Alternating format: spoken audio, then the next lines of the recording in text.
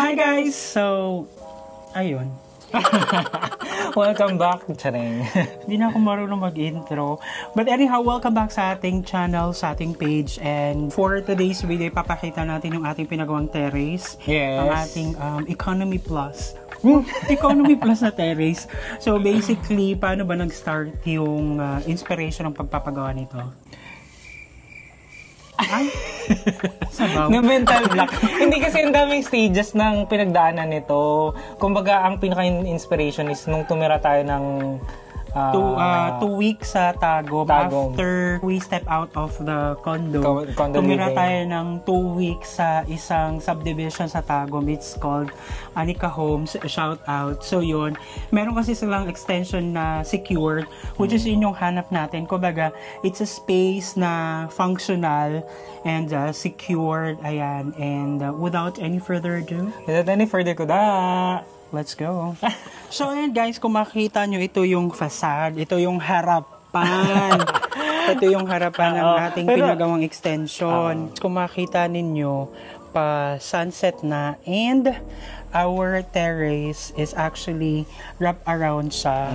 Kaya bubuksan natin. Wait lang, medyo masikip dito. Yan. Welcome to our terrace. So, it's wrap around with, what do you call this one? Steel matting. Steel matting. Ito rin talaga yung gamit nila doon. So, dito muna tayo sa pinakaharapan. Ang ginawa natin dito is, meron tayong nilagay na dalawang bird's nest na Dapo in Tagalog. Ayan. Tapos dito naman, if we go here, ang pinaka-division pala talaga nito, ito. No? Ito yung pinakaunang makikita mo dito sa ating terrace is itong, what do you call that one? Floating chair. Floating chair, parang duyan na rin siya. Nakuha natin sa City Hardware. Yes. So, ayan. So, as we go here, dito yung ating rattan, fake rattan, plastic na tag dito sa laset para naman makapagkape-kape tayo sa labas.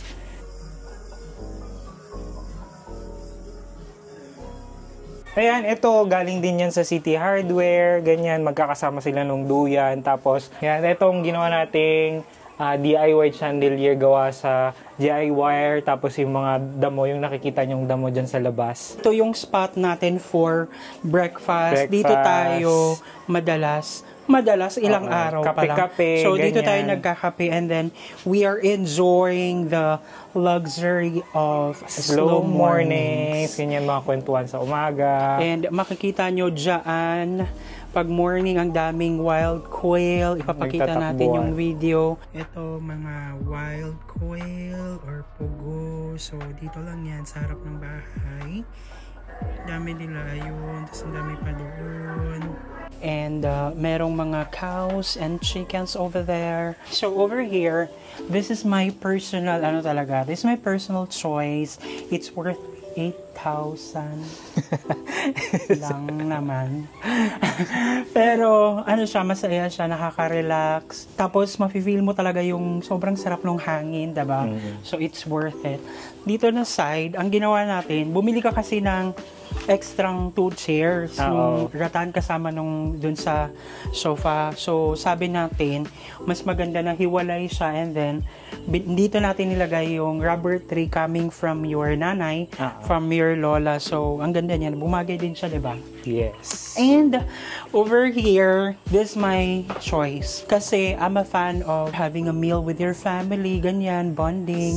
So, ayan, meron tayong 8 chairs and a long table. So, again, this is your DIY na chandelier. So,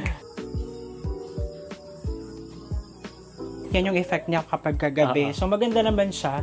And then, this one over here. So, ito naman, ang idea na kasi nito, gusto natin na nasa labas yung niluluto natin para hindi umamoy sa loob. So, ayan, nilabas na natin. Ito in short, this is our own version of a dirty kitchen. Oo. Tapos, andyan na rin nilagay natin yung washing machine natin dito sa dulo, ganyan.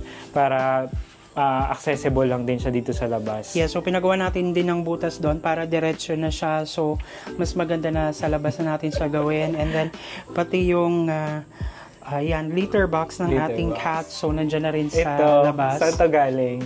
That one is the bilao from the Thanksgiving last weekend. So, we have to put it there.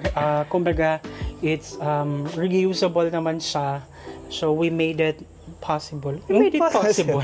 So, ayan, let's have one quick walk all over our... sige, go. From here. Sige, go.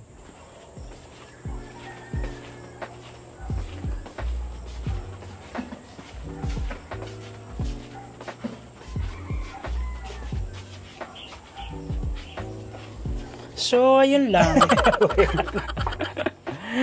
So, ayan lang. There you go, guys. And sobrang happy kami dito sa ginawa natin dito kahit na hindi siya ganun ka bongga, pero functional siya at the same time. Yun yung pinakagusto natin is yung homey feels. At saka nai-enjoy mo siya talaga. Yes. At saka personalize siya sa kung ano talaga yung gusto mo. True. Kung gusto nyo malaman kung magkano yung nagastos natin dito, isa-isahin natin. And mag-comment lang kayo sa comment section na interested kayong malaman kung magkano yung nagastos natin. Kasi sobrang nakatipid din tayo dito, di ba? Kahit pa paano masabi natin nakatipid tayo from the usual na construction ng ganitong space. Kasi, ayun, basta, nakatipid. Sana ay nagustuhan niyo ang ating naging quick tour sa ating bagong terrace. So, yung sa loob ay hindi pa natin nagagawan ng tour, ng house tour, ganyan. So, yun yung gagawan natin next time. And if you've liked this video, don't forget to give it a thumbs up and i-share nyo na rin sa mga friends ninyo. If you're new to our channel or to our page, don't forget to follow us or like. Hey guys, thank you so much for watching our videos. We have a lot of videos done and we have a lot of videos coming. So, keep watching us. See you in the next video. Bye!